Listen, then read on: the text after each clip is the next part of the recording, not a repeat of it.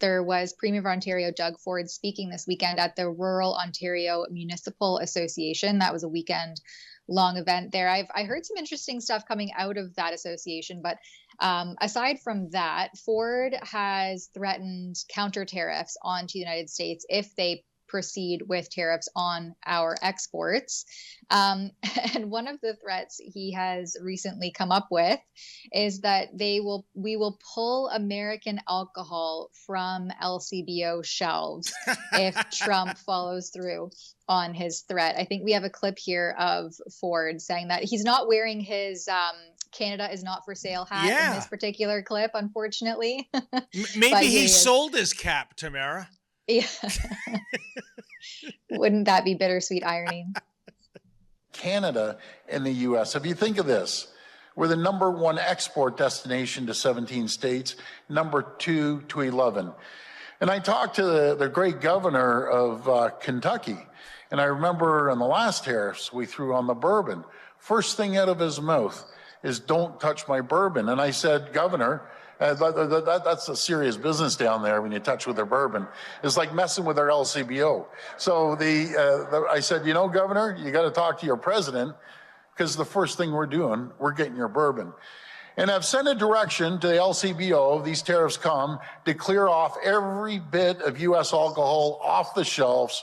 Let's start promoting more Ontario-made wines and the vodkas and spirits.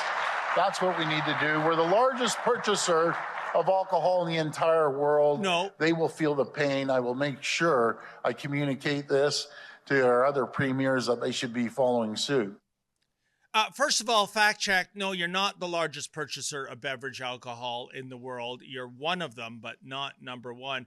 And Tamara Ugolini, I, in another life, when I was freelancing for major publications, I had the LCBO beat.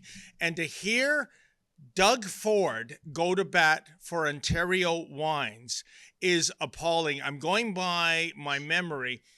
Ontario wines account for, I believe, 38% of overall wine sales at the LCBO. At the time I was doing, amassing this information, even though they accounted for 38% of sales, they only got 17% of shelf space. And I can tell you this, Tamara, you'll walk into an LCBO, wines from Spain, Germany, Italy, France, South Africa, Australia. Here's the deal. Go to a Parisian wine store. Just try to find a single bottle of Ontario or Canadian wine, with perhaps the exception of an ice wine, only because they can't grow ice wine. They can't make ice wine there. It is absolutely egregious. When you talk to Ontario winemakers, and you will only get this information off the record. Why? Because if they speak out in volume and visibly, the LCBO will, delist them. They will talk about how they are having their lunch eaten by foreign wine suppliers. And the Ontario government always goes, well, according to our free trade agreements. Well, I once interviewed a lawyer who read through 1,400 pages of those free trade agreements. This does not exist. So suddenly, Doug Ford has this come to Jesus moment where we're going to get tough with our liquor in terms of deciding who's going to get onto the monopoly shelves of the LCBO, when this has always been a problem for for domestic makers for decades and decades. And one last thing about this, Tamara Ugolini, why in blue hell, when I go into an LCBO, do I see made in China alcohol there? If there's one nation that we should be boycotting when we can, it's China. After the COVID-19 pandemic, which cost trillions of dollars to the global economy and resulted in millions of deaths. And I'm not buying the wet market excuse for 1 second. We're talking about the Wuhan Institute of Virology.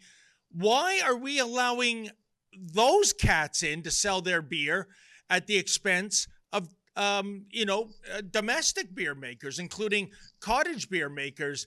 That is the most appalling statement I've seen from Ford.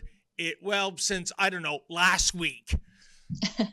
Yeah, last week when he was threatening to cut off the U.S. energy that we export here from Ontario, as though, that was going to make Trump shake in his boots. But it really reminds me of when the United States in 2022, they tried to ban Russian vodka from shelves in retaliation to, the Russian invasion of Ukraine, and condemn them by banning alcohol and seafood. And I think Putin basically just smiled and nodded.